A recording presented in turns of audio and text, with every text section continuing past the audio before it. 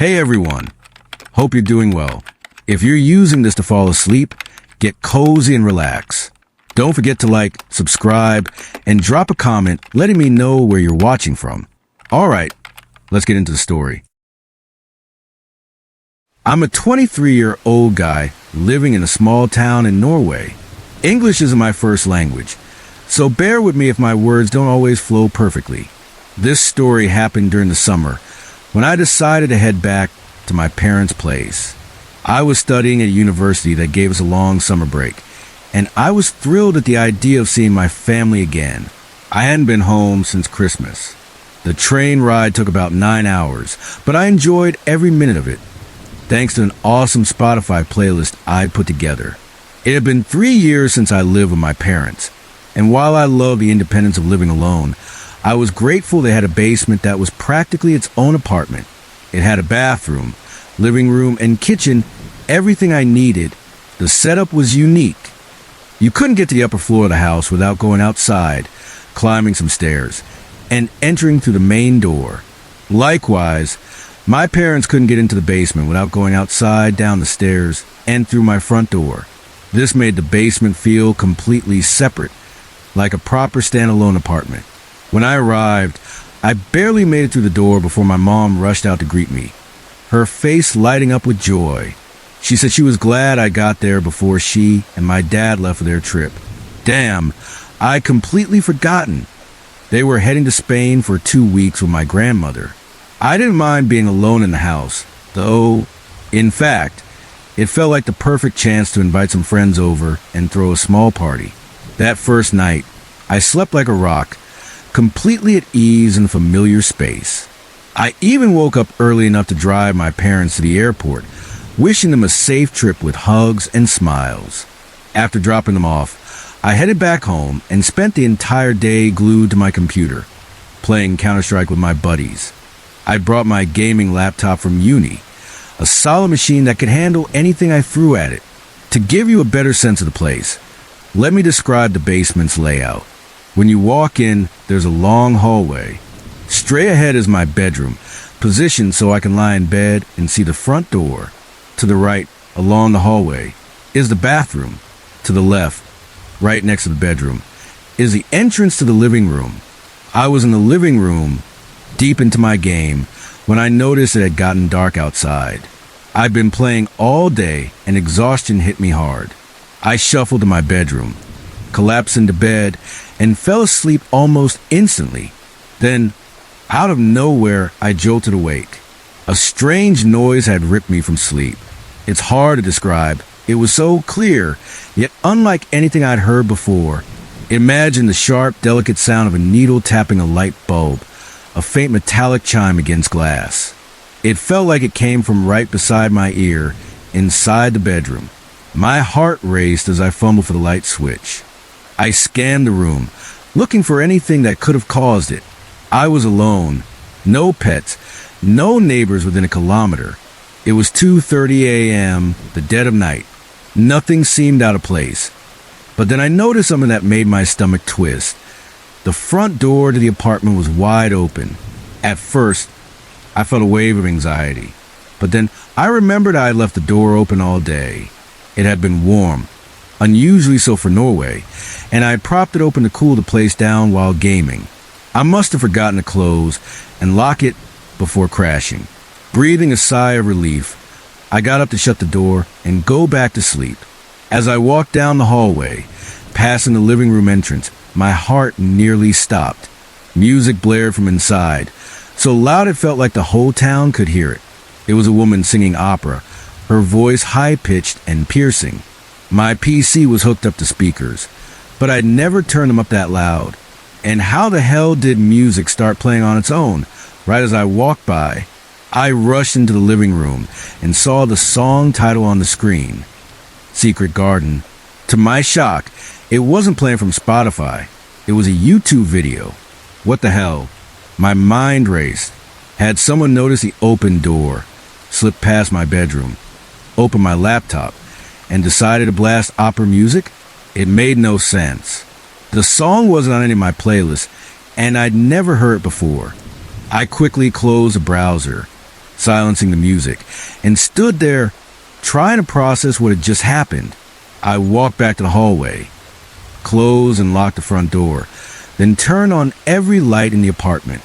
I searched every room, the bedroom, bathroom, living room, kitchen, looking for any sign of an intruder. Nothing. I even checked the white carpet in the hallway for footprints, knowing it would show tracks easily. There wasn't a single mark. I sat there, replaying the events in my head. That sound, those three soft chimes like metal on glass, still echoed in my mind. It was so vivid, so real, and the music starting the exact moment I passed the living room, there was no one there to trigger it. I tried to rationalize it. Could someone have hacked my PC or used remote software like TeamViewer? No way. I've worked in IT for 2 years. I know my tech. My laptop was clean. No viruses, no remote access software. Besides, even if someone had hacked me, it wouldn't explain the noise that woke me up. That sound didn't come from the computer. It was too close, too physical. I've always been a skeptic when it comes to the paranormal. I'm not religious. I'm a man of science, studying psychology at uni. I know how the brain can trick us, making us hear or see things that aren't there. But this was different. The chimes were crystal clear, and I was fully awake when the music blasted. I couldn't shake the feeling that something was off. I've never experienced anything like it since. My mom often complains about the light bulbs in the basement burning out quickly, even after replacing them. She insists it only happens down there. I'm sure there's a logical explanation for that, but my experience, I challenge anyone to explain it. The memory of those chimes still haunts me, as does the inexplicable timing of that opera music. It's like the apartment itself was trying to tell me something. I don't know what to make of it, but it's left me questioning things I never thought I'd question. It all began in July 2016, during a sleepover with my friend, who I'll call Jay for privacy reasons. Jay's family owned about 15 acres of land, with 4 acres covered in dense forest. We loved setting up tents in that forest for camping adventures, feeling like we were explorers in our own little world. On this particular Friday night, we pitched our tent under a massive tree that stood out for its strange decorations. Dream catchers hung from its branches. No one, not even Jay's family, knew who put them there or why. They just dangled, swaying in the breeze, adding an eerie charm to the spot. Around 12:30 a.m., we decided to take a walk up the long driveway that stretched from the forest to the main road. We grabbed our flashlights and set off, the beams cutting through the dark. As we walked, an uneasy feeling started to grow in our stomachs, like a knot tightening with every step. The further we went, the stronger it got. Our flashlights began to flicker, their light dimming and stuttering until, at the end of the driveway, they went out completely. The sudden darkness made us pause, and we decided to turn back, chalking up the bad batteries or faulty wiring. When we returned to the tent, something caught our attention. We stashed our backpacks inside and started circling the tent, curious about the area. That's when we saw it, glass and string scattered on the ground. We looked up, and every single dream catcher was gone, their remains crushed into the dirt below. We tried to brush it off, blaming the wind, but the air had been still all night. Shrugging uneasily, we crawled back into the tent. By 2:30 a.m., we were ready to call it a night. As we settled in, tried to drift off, we heard leaves crunching outside. At first, I thought it might be Jay's dad, who loved pulling pranks to scare us. Jay, picking up on the same thought, yelled out, "Dad, we know it's you. Go get a life." But there was no response, no laugh, no footsteps retreating, just silence. We tried to convince ourselves it was an animal, maybe a deer or a raccoon, but as we listened, the sound became clearer. Whatever was out there was walking on 2 legs, circling our tent with deliberate steps. The crunching went on for an hour and a half, a slow, relentless pacing that kept us on edge. Finally, I'd had enough. I crept to the tent's window, heart pounding, and peered out just as the footsteps seemed to approach the door. But there was nothing. No figure, no tracks, no sign of anything. I lay back down, and the sound stopped, leaving an eerie quiet. The next morning, we marched up to Jay's dad, ready to call him out. Jay smirked and said, "Nice try scaring us last night." I chimed in, "Yeah, why were you out there for so damn long? An hour and a half, seriously?" But Jay's dad just stared at us, his face clouded with confusion. "What are you talking about?" he said. "I was asleep all night. I wouldn't be out there that long." Jay and I exchanged worried glances, the weight of his words sinking in. We didn't stick around to investigate further. I had to head home, leaving the mystery unresolved. About a month later, Jay and I had mostly pushed the incident to the back of our minds. We planned another sleepover, this time at his house. I had a cast on my foot from a recent injury, so we couldn't do much. Crutches were easier to manage than a wheelchair, which was too much hassle to bring over. It was another Friday night, and around 12:30 a.m., we were bored out of our minds. Jay's parents had explicitly told us not to go outside, but we were restless teenagers, so we decided to sneak out. Navigating with my crutches and cast was a challenge, but we managed to slip out without getting caught. We started walking up the driveway again, chatting about typical teen stuff, school crushes, dumb jokes. But as we got further, that same sickening feeling hit us, twisting our stomachs. The memory of the dream catcher night flooded back, sharp and unsettling. Then, a loud bang echoed from the end of the driveway. We froze, our eyes darting toward the sound. In the darkness, we saw something. 3 glowing eyes staring back at us. My body locked up. I couldn't move, couldn't breathe. Jay was shouting, "We gotta go now." His voice snapped me out of it, and we bolted back to house, my crutches clattering as I struggled to keep up. Nothing else happened that night, but we didn't dare go back outside. We stayed in, hearts racing, trying to pretend it was just our imaginations. On September 16th, 2016, we had another sleepover, this time celebrating the day I got my cast off. My leg muscles were weak, and walking was painful, but I powered through. We were determined to face whatever was out there, so we set up our tent in the woods again, this time prepared. We brought extra flashlights, kept our phones charged, and stayed alert. Strangely, nothing happened that night. No sounds, no eyes, no uneasy feelings. It was almost disappointing, like we geared up for a fight that never came. But on October 8, 2016, things took a turn. Jay, another friend we'll call Will, and I were hanging out at Jay's place. We spent the day messing around, doing dumb challenges like eating 10 warheads at once, laughing until our sides hurt. As night fell, we were sitting around talking when we heard a rattling sound from the barn, like a door slamming shut. We went quiet, listening intently. The barn was 2 stories, and earlier that day, we'd been up on the top floor. We made sure to close the stairwell door when we left, but now we weren't so sure. Grabbing a knife for courage, I led the way to the barn, with Jay and Will trailing behind. When we got inside, 2 things stood out.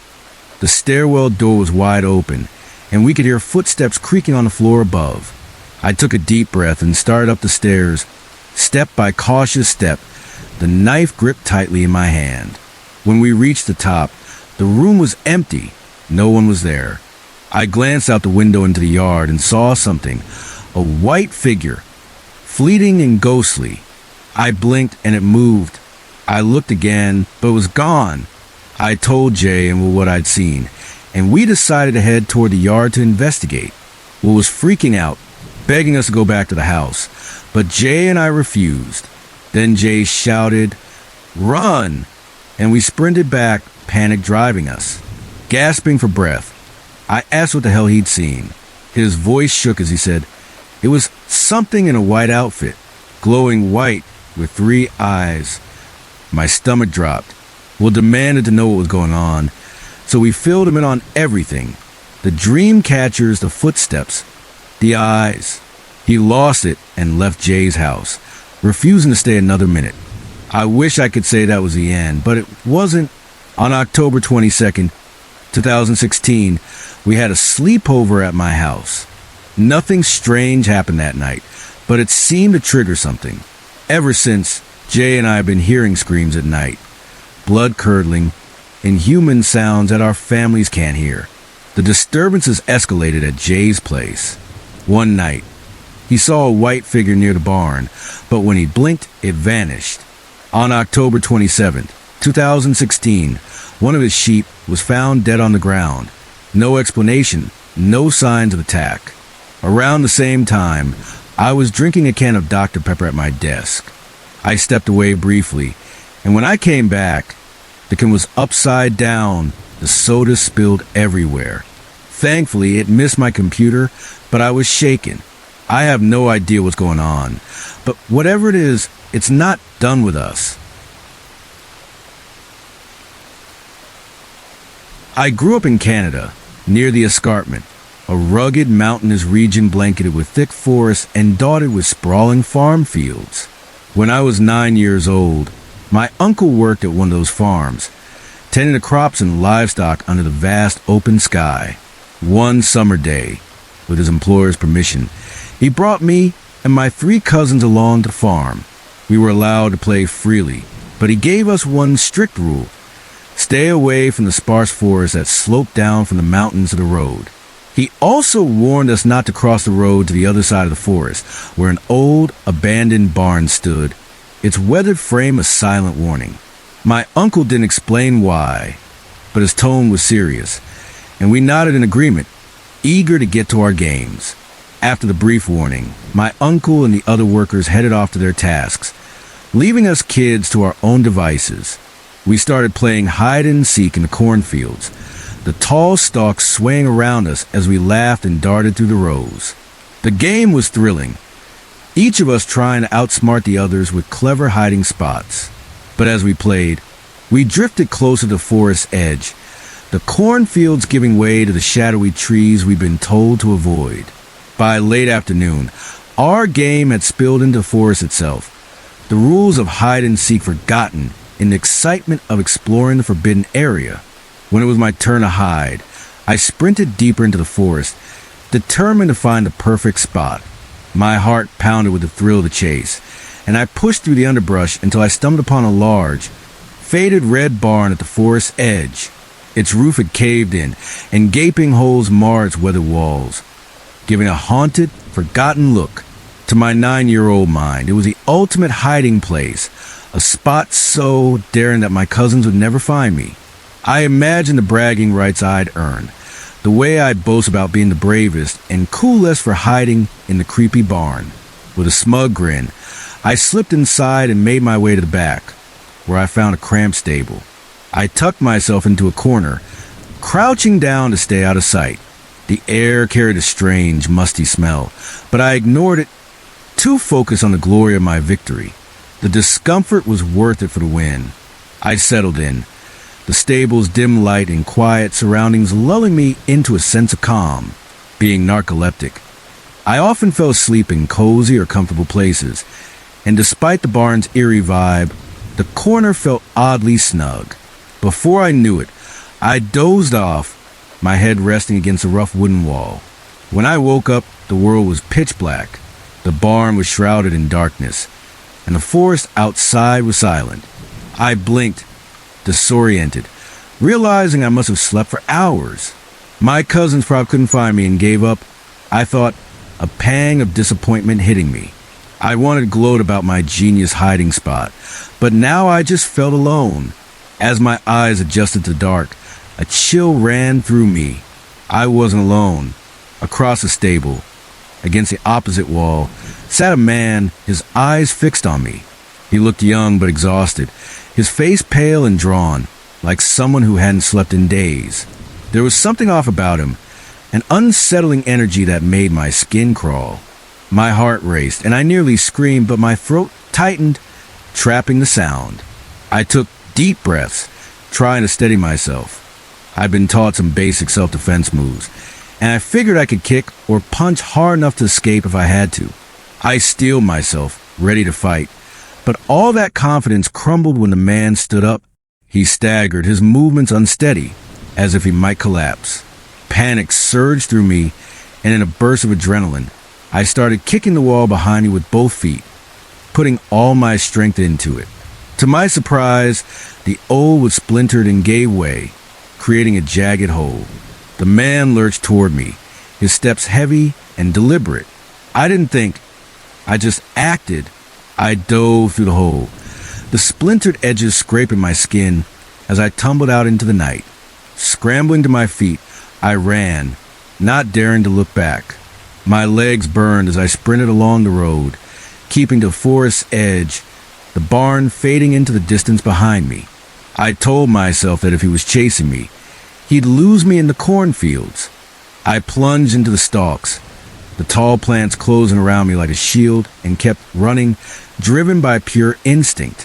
Through the corn, I saw faint lights piercing the darkness like slivers of hope. I followed them, my breath ragged, until I burst out of the field and saw the farmhouse. The first person I spotted was my mom, standing near the porch, her face lit by the glow of a lantern. I didn't stop running until I crashed into her arms, clinging to her as if my life depended on it. Safety washed over me, but my heart was still pounding. It took a moment to notice the two police officers standing nearby, their faces serious. My mom set me down on a chair, and that's when she gasped, her eyes widening in horror. I followed her gaze and saw it. A large piece of wood was lodged in the loose flesh of my leg, blood seeping around it. My body was covered in bruises and scrapes, some deep enough to bleed heavily. Until that moment, I hadn't felt any pain, my adrenaline masking it all. But as the reality sank in, tears streamed down my face and I started to sob. The officers tried to calm me, explaining that an ambulance was on the way. They asked me to tell them what happened, their voices gentle but urgent.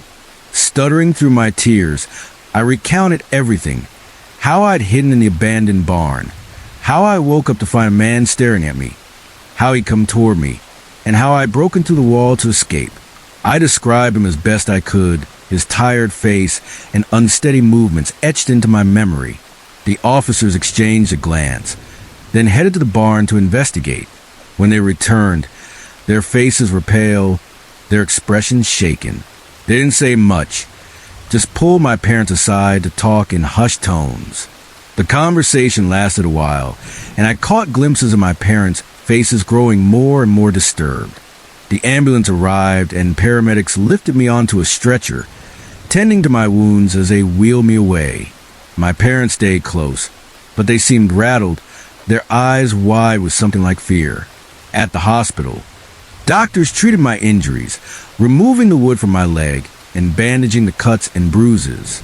Once I was released and we went home, my parents refused to let me bring up the incident. I wasn't eager to relive it, but the memory lingered, a dark shadow in the back of my mind. I couldn't shake the questions. What had the police found? Had the man escaped? Why did they look so disturbed? Years later, when I was nearly 18, I mustered the courage to ask my mom about that day. She stared at me, her face tightening as if weighing whether to tell me the truth. After a long pause, she spoke, her voice low. The police had told her that the man I described was found in the barn, slumped against the wall in the stable where I'd seen him. She hesitated, her eyes searching mine, then said, "He was dead." My heart sank, my stomach twisting into knots. "The police said he'd been dead for at least a couple of weeks," she added, her voice barely above a whisper. I'm almost 18 now, and I still don't know what I saw that night. Was it my imagination, a trick of my narcoleptic mind? Or was it something else, something I can't explain? The memory of that man's tired eyes, staring at me in the dark, still haunts me. I don't know if I'll ever have answers, but the experience has left a mark I can't shake. This story takes place at a campsite in Kentucky, where I was staying with my dad. We lived in a tiny place, barely a town, just a cluster of hollers, as we called the narrow streets nestled between the mountains. Our home was in Grim Holler, a name that sounds spooky but was actually my grandmother's maiden name. We lived in a trailer with our closest neighbor, my Uncle Bob, about a mile and a half up the road. My grandmother, born and raised in Kentucky, had passed away a few years before. I'd moved there from Iowa when I was 11, living with my dad and her. She'd lost a leg to diabetes. But even in her old age, she got around just fine without her wheelchair, though she'd yell at me for borrowing it to mess around. She was a fiery, superstitious woman, full of old gypsy-like beliefs. She'd warn me about things like never letting a pole come between you and someone you're walking with, saying it'd weaken your bond. Even now, at 24, with no religious beliefs, I catch myself following her quirky rules out of habit. About a year ago, I stumbled across a creepypasta story that sent chills down my spine. The Goatman Tale. It stirred up memories I hadn't thought about in years, tying back to something that happened when I was younger. My grandmother used to share folklore with my older cousin, stories she'd grown up with. One night, my cousin told me about a creature that lived in the woods, a thing that lured people deep into the forest until they were lost forever. I was intrigued, but when I pressed for details, my grandmother overheard and got furious. She went off, ranting that talking about the creature was bad luck, that even mentioning it could summon it. Her reaction was so intense it freaked me out, but it also made me curious. I teased her, tried to get more information, but she shut down and refused to say another word. Later that night, my cousin filled me in on the rest of the story, whispering about the creature's tricks and the danger it posed. I listened half skeptical, half fascinated. A few days passed, and I didn't give it much thought. Living in rural Kentucky, I was more worried about real threats like bobcats than some made-up monster. Our property was huge, and my dad had mowed a clearing in the tall grass to create a campsite about a quarter mile from the trailer. The grass was so high you couldn't see the trailer or anything else from the site, making it feel like its own secluded world. One evening, just after dark, we were at the campsite cooking corn and hot dogs over a fire. My dad realized we'd forgotten the buns and headed back to the trailer to grab them, leaving me alone. I'd never liked the dark, and with Kentucky's wildlife, coyotes, owls, and who knows what else, I was on edge, my eyes darting to shadows beyond the fire's glow. As I sat there, I started hearing a strange sound, like someone muttering under their breath, a low, gritty hum. Then the tall grass in front of me began to move, rustling as if something was pushing through it. It was too dark to see what was causing it, and my heart started to race. I told myself it was just rabbits. They were everywhere, but the rustling grew louder, closer, right at the edge of the grass. Then came the smell, a sharp metallic stench, like beer cans tossed into a fire. It was so strong it stung my nose. The grass kept moving, and I noticed something else. The usual night sounds, the chirping of crickets, the hum of cicadas, the faint breeze, had vanished. There was nothing to rustling, an unnatural silence that made my skin crawl. I was frozen, staring into the dark, when I saw my dad coming back up the trail, his flashlight bobbing. Relief flooded me, but it was short-lived. He stormed over, clearly annoyed, and snapped, "Why'd you throw cans in the fire?" At 11, I wasn't allowed to do that. It was one of his rules. Confused, I protested. It wasn't me. The smell just came out of nowhere. He didn't believe me, his frown deepening as he sniffed the air, still heavy with that metallic tang. We'd planned to camp out, but my grandmother had heard on the news that rain was coming. So my dad doused the fire with water, and we packed up, leaving the small tent behind. I was secretly glad to head back to the trailer, away from the eerie rustling and that awful smell. That night, a massive thunderstorm rolled in. Kentucky storms are something else, especially in the hollers, where the trees block out streetlights, leaving everything inky black. When lightning strikes, it lights up the world like midday for a split second, revealing everything before plunging it back into darkness. From our porch, I could see about 10 yards of the road, with a dense tree line pressed right against it. I loved watching storms, so I sat out there, wrapped in a blanket, mesmerized by the flashes. but I was still rattled from the campsite, the memory of the grass and the smell lingering. When the lightning struck again, I saw something that made my breath catch. Behind the first tree line, there was a figure standing with its back to the house. It was tall, humanoid, but indistinct in the brief flash. Then darkness swallowed it. I sat there, heart pounding, waiting for the next strike. The metallic smell returned, sharp and nauseating, creeping onto the porch. Another flash lit up the night, and the figure was closer now, just behind the first trees, still facing away. My mind raced, trying to make sense of it. Was it a person? An animal? I gripped the blanket, torn between fear and confusion. The next flash came, and I braced myself, half expecting the figure to be in the yard, staring at me. But when I scanned the trees, it was gone, no trace, no movement. Unnerved, I bolted inside the trailer, not wanting to see where this thing might appear next. In the kitchen, my grandmother was at the sink, washing dishes, her one leg steady as ever. She glanced over and asked, "Why aren't you watching the storm?" Her voice was casual, but I was trembling. "There's someone out there," I said, my voice shaky. In the woods, standing with their back to the house. Her face changed in an instant, with a speed I didn't think possible. She rushed to the back door and locked it, then hobbled past my dad, who was sprawled on the couch, to lock the front door. She barked at him to secure the windows. He grumbled, but after a few sharp words from her, he got up and did it. She grabbed my arm, pulled me into her room, and shut the door, her eyes wide with urgency. "Tell me everything," she demanded. I spilled it all.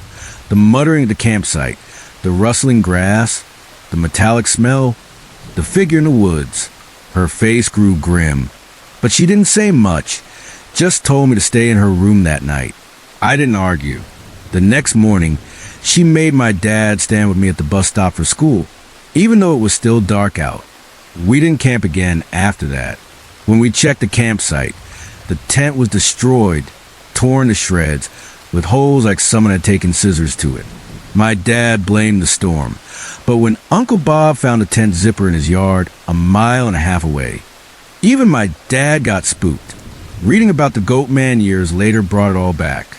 I realized how close I'd been to something unexplainable, lurking just feet away in the grass. I wish my grandmother was still here, so I could tell her I believe her now, that I'm sorry for mocking her stories. If you're ever in Woodinville, Kentucky, keep your eyes open. Something's out there, and it's not just the wildlife. I'm a senior in high school, navigating a mix of challenging AP classes and lighter electives to round out my schedule. The electives are a melting pot of students from different grades, so I often find myself surrounded by unfamiliar faces. One class, in particular, stands out as a bright spot. I share it with my best friend. The teacher is fantastic, and the workload is manageable, making it a genuinely enjoyable experience. The discussions are lively, the other students are sharp and witty, and I've been acing the assignments, earning the teacher's approval. Nothing could dim my love for this class. Or so I thought. That is, until I had to deal with the kid I sit next to, a guy I'll call Brian. From the first day, Brian rubbed me the wrong way. He has a habit of jumping into class conversations with pointless comments or terrible jokes he thinks are hilarious. When no one laughs, he'll repeat himself louder, as if we just didn't hear him.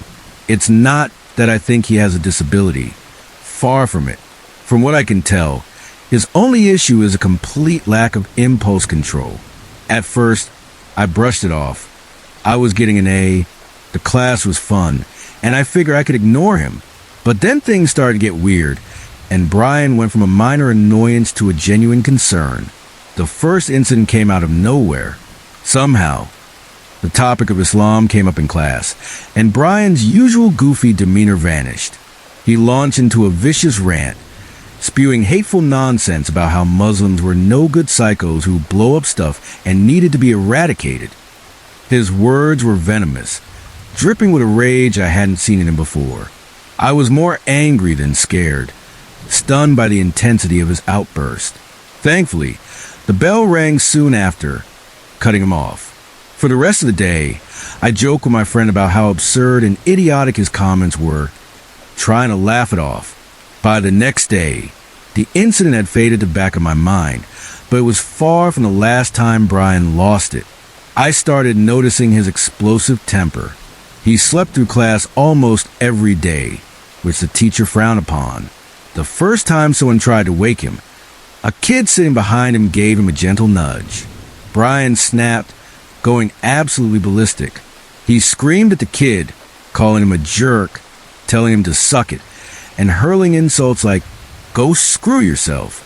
His voice was so loud it echoed in the room, and his face twisted with fury. I'd seen guys in high school get into shouting matches before, but this was different. The outburst was so unhinged, so disproportionate to minor disturbance. It left everyone stunned. The poor kid who woke him looked shell-shocked, and the rest of us just sat there, unsure what to do. As time went on, Brian's behavior got worse, especially as more classmates grew fed up with him. One girl, who I'll call Catherine, seemed to have a personal vendetta. Almost every day, she'd turn around in her seat, fire off a sharp insult at Brian, and then face forward again, ignoring him. It became a routine, but it was like poking a hornet's nest. Each time she did it, I'd brace myself, watching Brian's face transform into a mask of pure rage. His eyes would narrow, his jaw clenching so tightly I thought his teeth might crack. Then he'd start muttering under his breath, his voice low and venomous. I couldn't always make out the words, but what I did hear sent chills down my spine. Threats, curses, and dark, incoherent ramblings that sounded like they came from someone much older, much angrier. Brian's outbursts became more frequent, each one more unsettling than the last. I tried to tune him out, focusing on the class and my friends, but it was hard to ignore the growing tension. Then, one day, things took a darker turn. Brian was reading a book during a lesson, ignoring the discussion. Someone told him to put it down and pay attention, and he exploded. "I am paying attention," he roared, his voice louder than I'd ever heard it, shaking with raw fury. The entire class went silent, and even the teacher looked rattled. Brian kept screaming, his words a jumbled mess of anger, until the teacher finally managed to calm him down. When he stopped, he slumped in his seat, both hands gripping his head, eyes squeezed shut.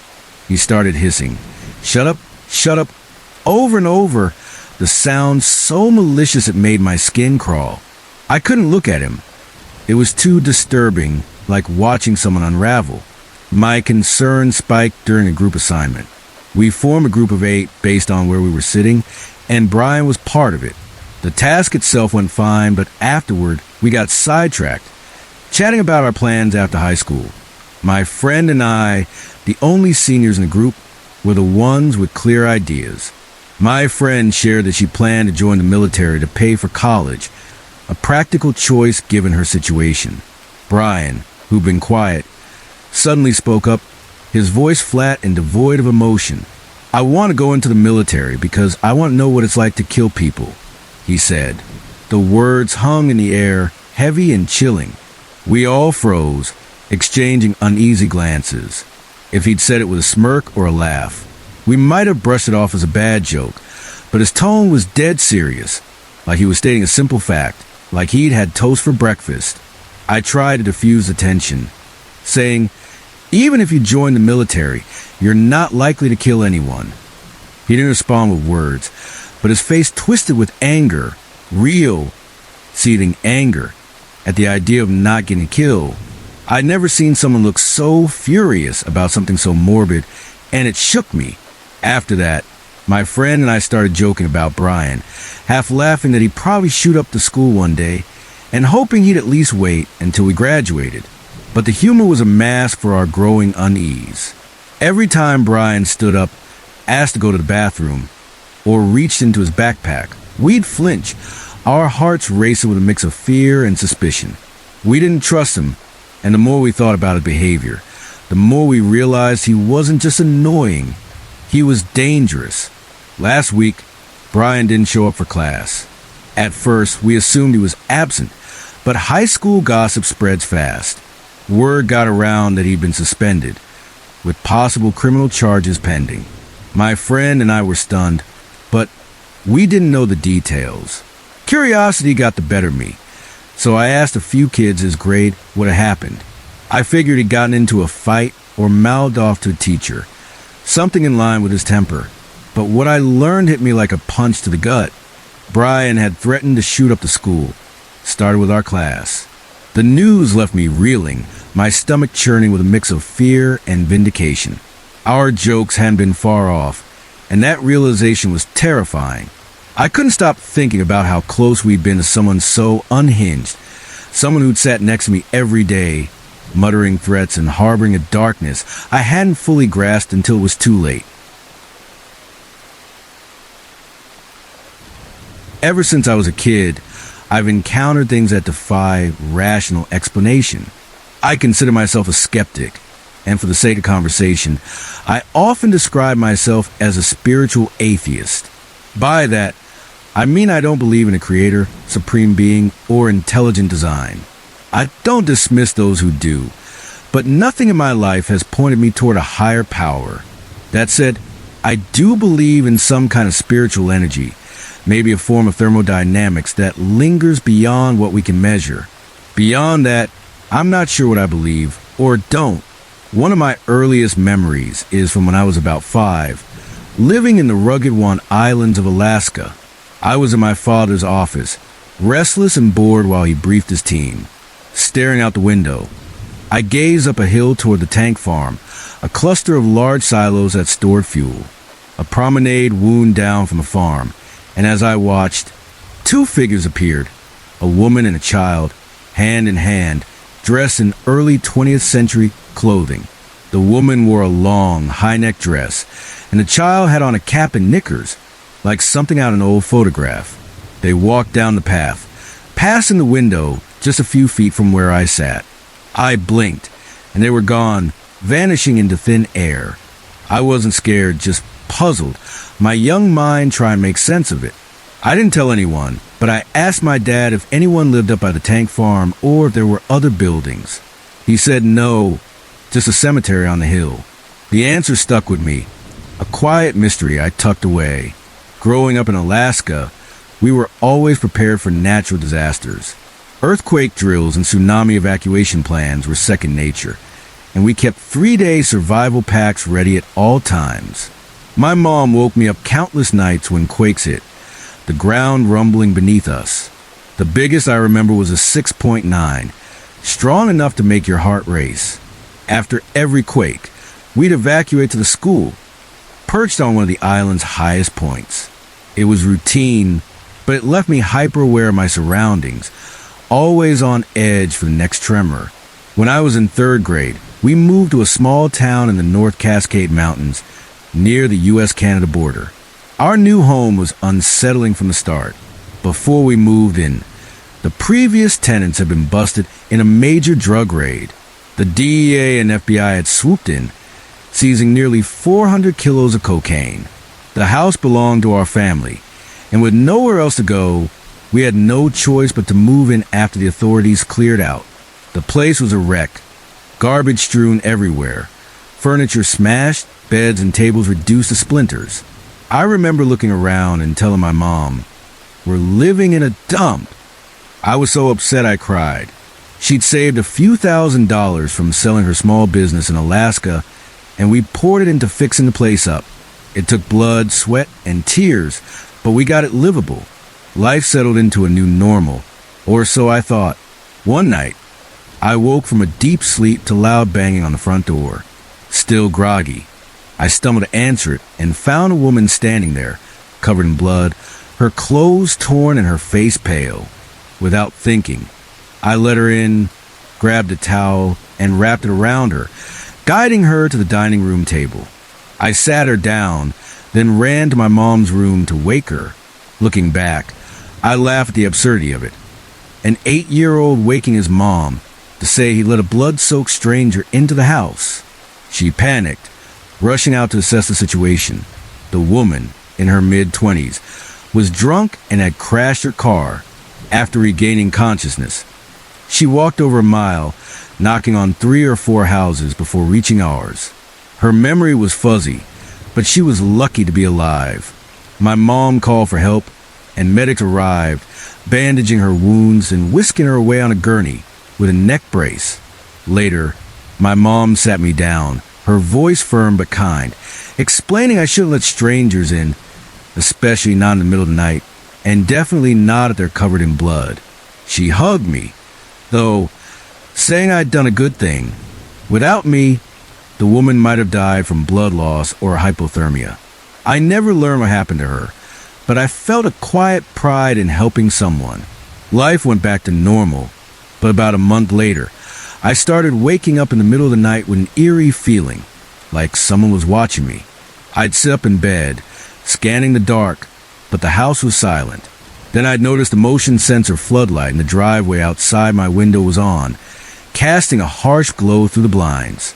I shrugged it off, figuring it was a deer or raccoon, and went back to sleep. For a week, nothing happened, and I let it go. But the next week, I started waking up at exactly 3:15 a.m. night after night, with that same uneasy sensation. Each time the floodlight was on, its beam slicing through the darkness. I started sleeping with my head under the blanket to block the light. And for a while, I slept through the night again. A month passed without incident. Then, one evening around 8:30 p.m., I was on the couch watching TV, the hallway to my bedroom visible in my peripheral vision. That watch feeling returned, stronger than ever. I glanced down the hall and saw a shadow, a figure standing just to the right of my bedroom doorway. My heart skipped, but I closed my eyes, telling myself it wasn't real. When I opened them, the shadow was gone. Shaking it off, I chalked it up to my eyes playing tricks and went to bed, brushing the moment aside. At 3:15 a.m., I woke again, the familiar dread settling over me. The floodlight was on, as always, but this time, something was different. As I sat up, I heard footsteps, distinct, deliberate, moving out of my bedroom, down the hallway, past a washer and dryer, and into the living room. I froze, my pulse racing. Covering my head with a blanket, I squeezed my eyes shut, willing myself to sleep. The next morning, I asked my mom if she'd been walking around in the night. She looked puzzled and said, "Of course not. Why?" I mumbled, "I thought I heard something," and she reassured me it was probably the house settling. It sounded reasonable, so I let it go. A few days passed quietly, but then it happened again. At 3:15 a.m., that same oppressive feeling woke me, the floodlight glaring outside. I pulled the blanket over my head, trying to drift off. Just as I was slipping back to sleep, my bed shook violently, like someone had grabbed it and yanked. I bolted upright, heart pounding, and heard footsteps retreating down the hall. In a daze, I stumbled out of bed, half asleep, and assuming it was my mom waking me for an earthquake, a reflex from our Alaska days. I followed the sound to the living room, expecting to find her, but there was nothing, just moonlight streaming through the blinds, the room eerily silent. I stood there, trying to process what had happened, then ran back to my room, diving under the covers like a scared kid. The next morning, my mom noticed I looked exhausted. I asked if she'd been in my room, if she'd moved my bed. Her face went pale when she realized I was serious. She brushed it off, saying it was a house settling again, but her voice lacked conviction. That night, I slept undisturbed, but when I woke, I found my mom in the dining room, her eyes bloodshot, hands trembling around her coffee mug. "Is everything okay?" I asked. She looked at me, her voice barely a whisper. It woke me up. We didn't say anything else, the weight of her words hanging between us. After that, the intense incident stopped, but I kept seeing shadows in the hallway from time to time, fleeting shapes that vanished when I looked closer. I'd wake up at least once a week at 3:15 a.m., the floodlight always on, the silence heavy. Eventually, we moved to a town in Oregon. On our first day in the new house, I was watching TV on the couch while my mom was in the dining room, a narrow kitchen between us. Out of nowhere, the lid of the wastebasket, a heavy plastic flipper, flew across the room and slammed into the opposite wall. The basket itself didn't move. My mom and I stared at each other in silence, the air thick with unease. After a long moment, she broke the tension, saying, "That must be the welcoming committee." We laughed, but it was forced. That was the only incident I experienced in that house, though I often heard footsteps above my basement bedroom. Even when I knew no one was home, friends who came over would later say they felt claustrophobic or suffocated in my room, some refusing to stay for sleepovers. My mom described the house as active when I was away for summer visits with my dad, but she wouldn't elaborate, only admitting she'd hidden in her bedroom corner more than once. In high school, we moved to a small house near the Puget Sound. My bedroom was tiny, barely fitting a twin bed and a desk, tucked behind a narrow laundry room and water closet. I joked that I slept in a hole behind the water heater. The room had a sliding door I could lock and 2 awning windows without screens. I'd prop one open with a drumstick for fresh air, sometimes sneaking out at night to meet friends for parties. To climb back in, I'd use a sawhorse to reach the 6-foot-high window. At night, I started hearing footsteps outside, distinct and bipedal, not like deer. I dismissed it at first, but the sound was too human, too deliberate. One day, I had friends over to jam, playing thrash metal and punk rock in the living room. In the middle of a song, a loud shriek pierced through the music, clear even over the guitars, drums, and bass. We stopped, looking at each other. I asked the bassist, "Was that you?" He shook his head, saying, "I thought it was you." The guitarist, pale, said, "You guys are messing with me, right?" None of us had made the sound. The jam session ended abruptly, and they left, spooked. Weeks later, I was in my bedroom, chatting online at my computer. Glancing up, I saw 2 red eyes staring through the window. My heart stopped. I shut off the computer, killed the lights, and grabbed a knife, crouching in the dark. The eyes turned and moved away. Later that night, I heard a low growl outside. I never left the window open again. A few weeks after, I had a vivid dream, a disembodied voice screaming at me to get out, go away. I yelled back, refusing to leave, claiming the house was mine. When I woke, I was sore and exhausted. In the bathroom, I noticed small bruises on my arm, forming a handprint, the thumb pointing toward my elbow, as if someone had grabbed me from behind. I tried contorting my arm to see if I could have done it myself, but it was impossible. Then, in the mirror, I saw 3 long scratches down my spine, from neck to lower back. From then on, I avoided that house as much as possible, crashing at friends' places. My doctor prescribed selective serotonin, reuptake inhibitors for stress and paranoia, and life has been quieter since. I work full-time now, raising a child in elementary school, and haven't experienced anything paranormal in years. Sometimes I wonder if the meds dulled some perception I once had, or if it was all just stress, anxiety, and depression playing tricks. I lean toward the former, but I'm not sure. All I know is what I saw.